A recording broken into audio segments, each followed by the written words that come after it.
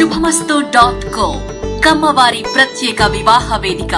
కమ్మనైన వివాహాలకు అమ్మలాంటి చిరునామా. ఈ ఎపిసోడ్ లో మనం చర్చించుకునే కమ్మ కవులు చరిత్ర సృష్టించిన వారే, తెలుగు ఖ్యాతిని నలుదిశలా చాటిన వారే. వీరంతా కమ్మకులంలో పుట్టిన ఆణిముత్యాలు. కొందరు అష్టావధానం చేస్తే మరికొందరు అద్భుతమైన నవలలు రాసి సినిమాలకే ప్రాణం పోశారు. ఈ ఎపిసోడ్ లో డాక్టర్ మేడసాని మోహన్, మిక్కిలినేని రాధాకృష్ణమూర్తి, పోపూరి లలితాకుమారి, కోడూరి కౌసల్యాదేవి, పాపినేని శివశంకర్, వడ్డెర చండీదాస్, యార్లగడ్డ రంగనాయకులు తదితరుల గురించి కూలంకషంగా చర్చించుకుందాం. మేడసాని మోహన్ ప్రముఖ అవధాని. 600కు పైగా అష్టావధానాలు చేశారు. సహస్రావధానం, పంచసహస్రావధానం కూడా చేసిన ఘనత ఇతని సొంతం. ఇతని స్వస్థలం చిత్తూరు జిల్లా చంద్రగిరి మండలం నడింపల్లి గ్రామం. తల్లిదండ్రులు అయ్యన్న నాయుడు, లక్ష్మమ్మ. మోహన్ కు 8వ తరగతి నుంచే తెలుగు, సంస్కృత సాహిత్యం మీద ఆసక్తి కలిగింది. శివానంద మౌని అనే అవధూత ద్వారా ఆధ్యాత్మిక జ్ఞానాన్ని పొందారు. విద్యార్థి దశ నుంచి యోగా సాధన చేసి జ్ఞాపక శక్తిని మెరుగుపరుచుకున్నారు. 15 ఏళ్ల వయసులో అవధానం చేసి పండితులచే ప్రశంసలందుకున్నారు. 1978లో శ్రీ వెంకటేశ్వర విశ్వవిద్యాలయం నుంచి తెలుగులో ఎంఏ పట్టా అందుకున్నారు. ఆ తర్వాత మద్రాసు యూనివర్సిటీ నుంచి అన్నమాచార్య కీర్తనలపై పరిశోధన చేసి పిహెచ్డి పట్టా కూడా పొందారు మోహన్.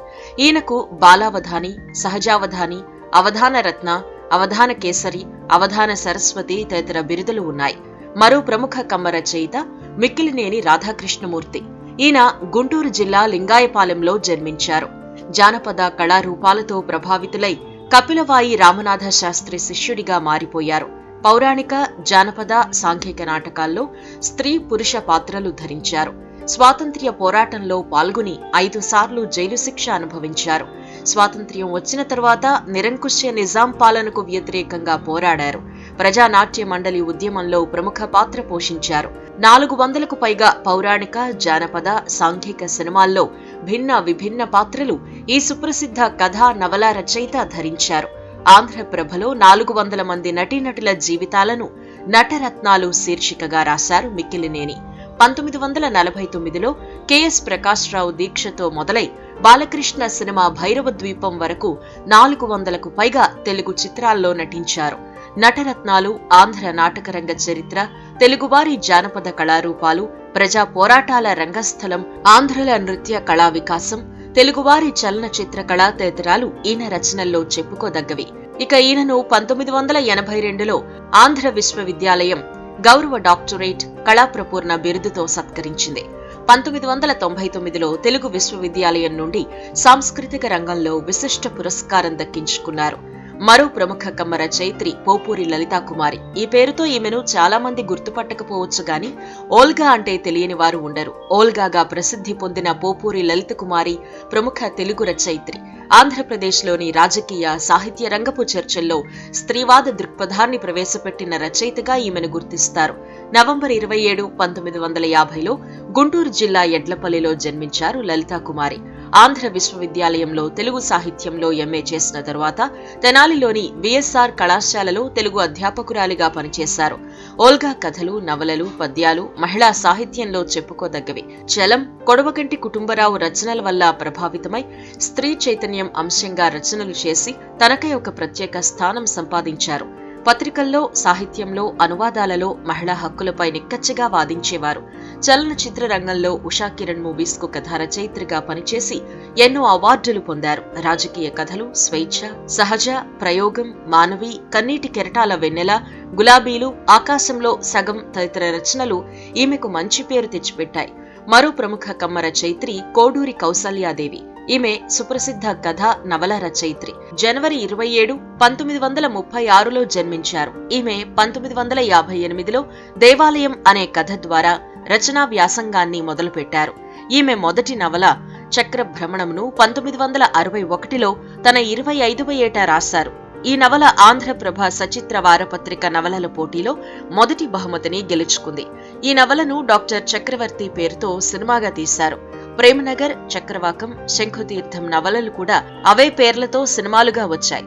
వివాహమయ్యాక ఇంటి పేరు ఆరికపూడిగా మారిన తరువాత తన పేరును ఆరికపూడి కౌసల్యాదేవిగా ప్రకటించుకున్నారు.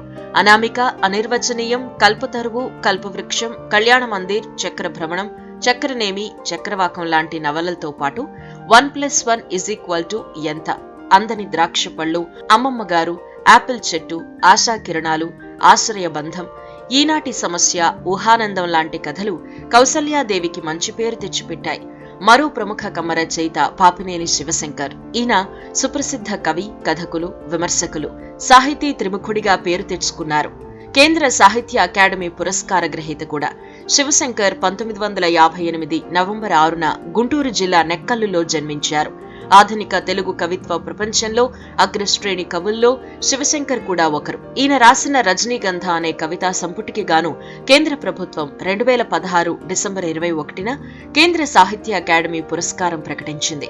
ఆలోచనల, అనుభూతుల మేళవింపు శివశంకర్ కవిత్వం. అందులోని తాత్వికమైన లోతుల అందరినీ ఆలోచింపు చేస్తాయి.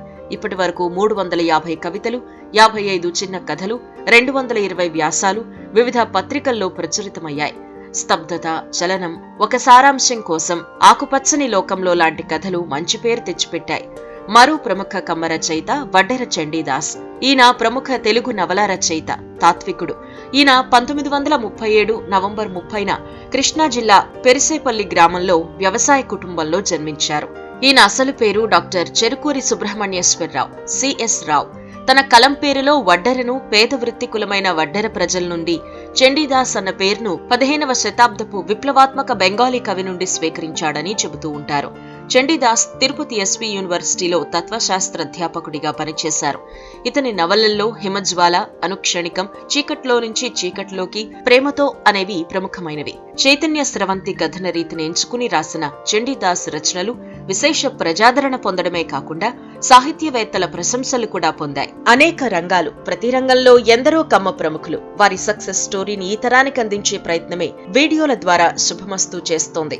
మరికొంతమంది విజేతల నుండి తదుపరి వీడియోల్లో స్ఫూర్తి పొందుదాం. శుభమస్తు కమ్మ టాక్స్ ఛానల్ కు తప్పక సబ్స్క్రైబ్ చేసుకోండి. ఈ కంటెంట్ ని మీ బంధుమిత్రులకు షేర్ చేయండి. శుభమస్తు.co కమ్మవారి ప్రత్యేక వివాహ వేదిక. కమ్మనైన వివాహాలకు అమ్మలాంటి చిరునామా.